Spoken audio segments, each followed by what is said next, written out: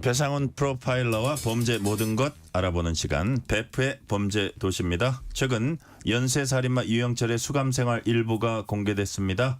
밤마다 피해자 귀신이 나타나서 잠을 못 잔다. 교도관에게 호소했다는 게 알려졌는데요. 유영철의 이런 진술이 거짓말이라며 교도소 행정에 대해 문제 제기하신 분이 있습니다. 바로 배상훈 프로파일러입니다. 배상훈 프로파일러님 어서 오세요. 안녕하세요. 최근에 범죄 관련 예능 프로그램입니다. 1년간 노인과 부녀자 20명을 살해한 사이코패스 연쇄살인마 유영철 그 수감생활 일부가 공개가 됐습니다. 근데 이제 교도관이 유영철을 면담을 했는데 유영철이 밤마다 잠을 못 잔다. 피해자들이 귀신으로 나타난다. 이렇게 호소했는데 프로파일러님은 이게 유영철의 거짓말로 보인다 하셨습니다. 왜 그렇게 보신 겁니까?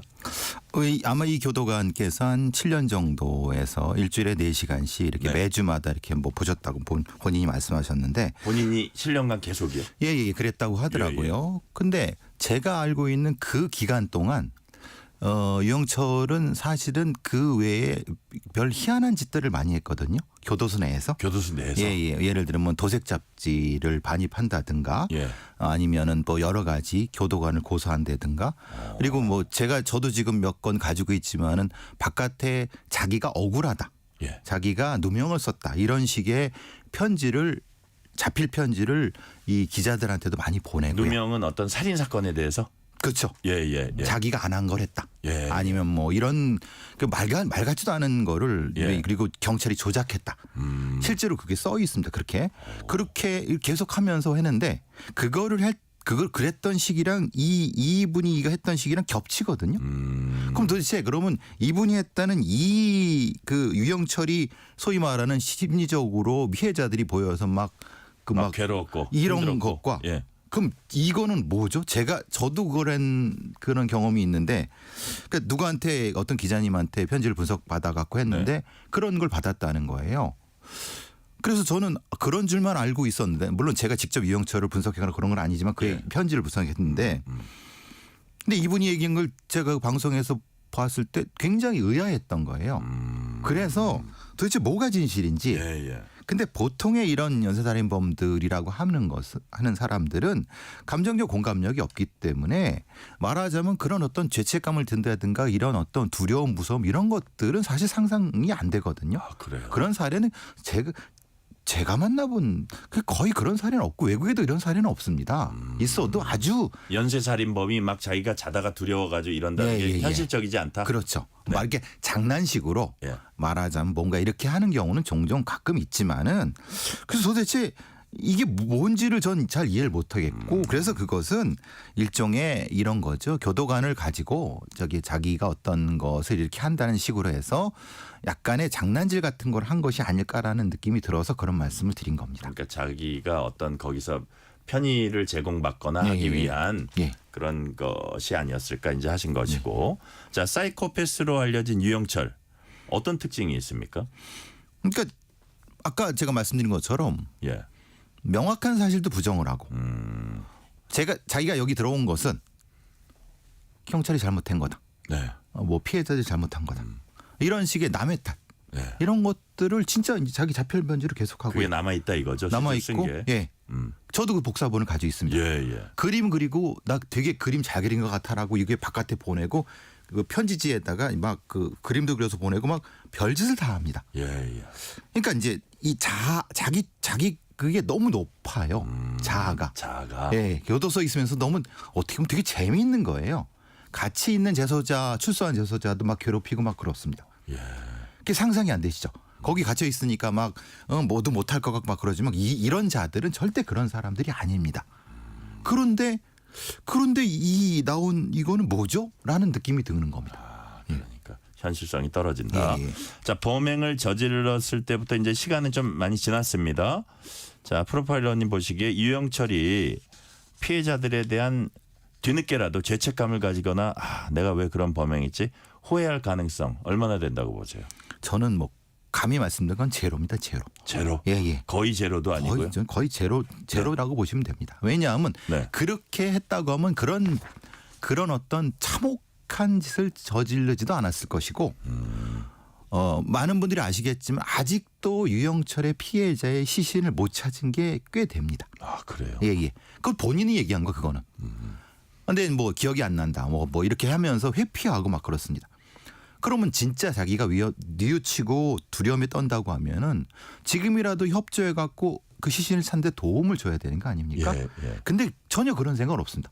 그냥 이런 거죠. 내 자식들이 있는데 얘들이 어떻게 잘 지내리 이런 거만 걱정합니다. 그러니까 자기가 죽인 피해자들 걱정이 아니라 자기 자식들 이런 그러니까 자기 중심성이 가장 높은 자들입니다. 아 그래요. 예. 그 후회나 자책이나 반성을 할 가능성은 매우 낮다. 네. 이런 말씀을 하셨고요. 자 이게 이제 오늘의 뭐 교도행정 우리 질문하고도 뒤에는 이제 또 연결이 된다는 말씀 미리 드리고요. 자 사형수 유영철 7년간 매주 4시간 교도관과 면담해 왔습니다. 이번 진술도 교도관 입을 통해서 전해졌는데 교정시설에서 이런 면담을 하는 이유 뭐 예상은 됩니다만 뭡니까? 그러니까 저도 이해를 못 하겠는 게 이 교정 가능성이라든가 아니면 심리적 안정, 그러니까 사형수니까 네네. 그럴 수 있다고 생각을 하는데요. 근데 문제는 그런 사람들은 자기의 범죄를 뉘우치는 사람들에 한해서 그런 거지. 유영철은 뉘우치는 사람이 아닌 겁니다.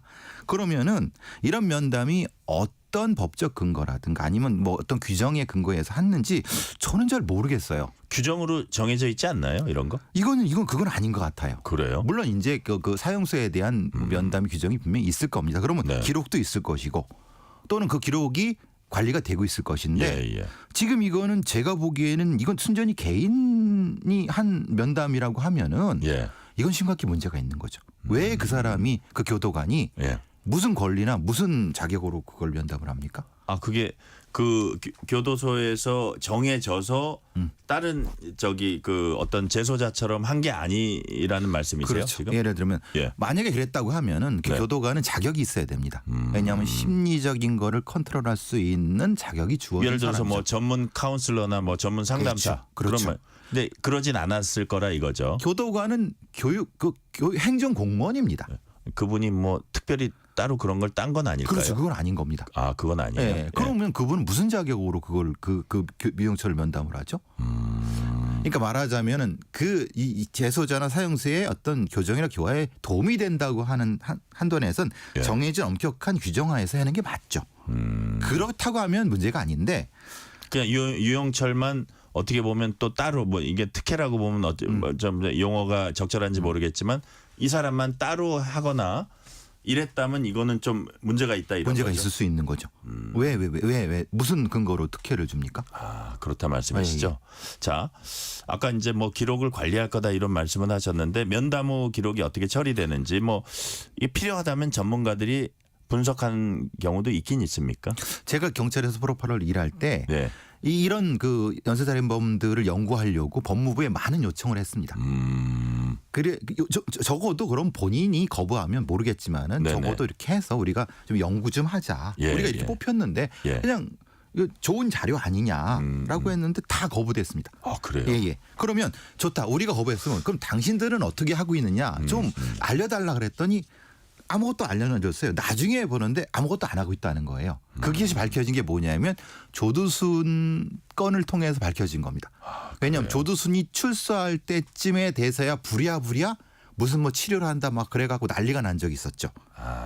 그러니까 말하자면 그거는 근본적으로 하려고 했다기보다 밖으로 보이기식? 그렇죠. 그러니까 이제 내보내야 되니까 예. 출소해야 되니까. 그러니까 저도 이게 참 난감한 겁니다.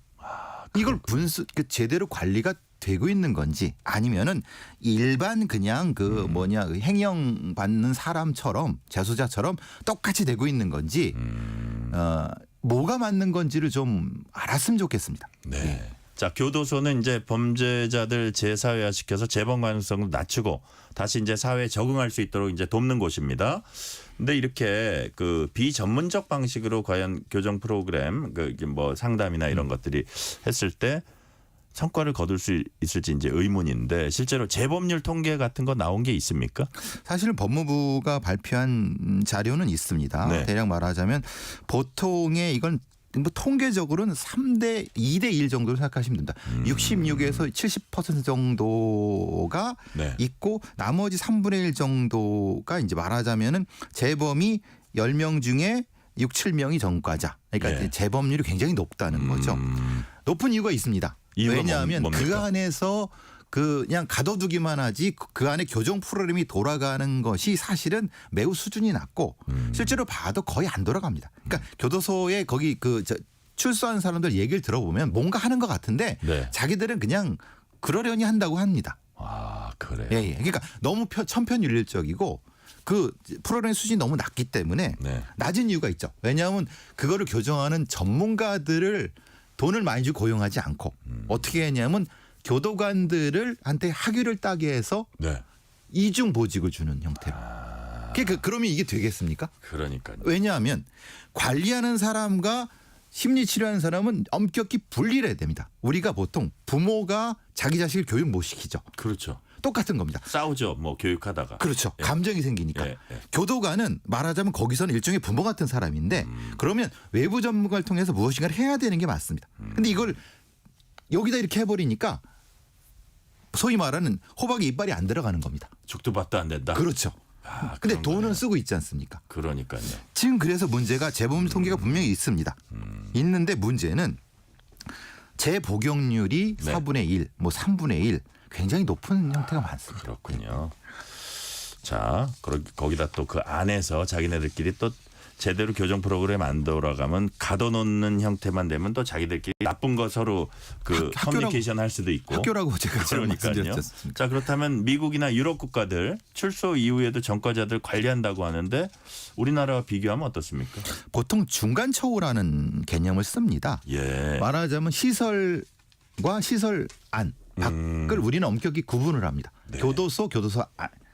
근데 이제 그렇게 되면은 문제는 엄격히 구분이 되기 때문에 이게 이제 소위 말하는 사람이 생각이 바뀌는데 중간 단계라는 게 필요하지 않습니까? 네, 네. 그래서 외국 같은 경우는 중간 처우 시설이라고 해서 야간엔 들어올 수 있지만 그 야간엔 와서 뭐 잘 수 있지만은 주간에는 좀 자유롭게 활동하면서 할 수 있는 그렇죠. 그런 그러니까 다양한 수준의 처우 시설을 통해서 서서히 사회에 적응해 가는 걸로. 문제는 출소한 다음에 바로 하면은 굉장히 뭐라고 하나 문제가 많이 발생을 하죠. 그러니까 전과를 가진 사람들이 충돌을 많이 하지 않습니까? 그렇죠. 그래서 많은 사람들이 중간 처우 시설을 필요로 하다라고 하는데 우리는 중간 시설이 없죠. 그런 중간에서 치유 시설 혹은 뭐 나왔을 때 그냥 바로 사회로 나온 그러니까 교정 시설 안에서도 그렇게 제대로 가동이 못 됐는데 그렇죠. 이렇게 쭉 돼야 되는 거죠. 중간 완충 지대가 있어야 된다는 말씀하셨고요. 지금까지 이제 연쇄살인범 유영철 살해 계기로 교정행정 얘기해봤는데요.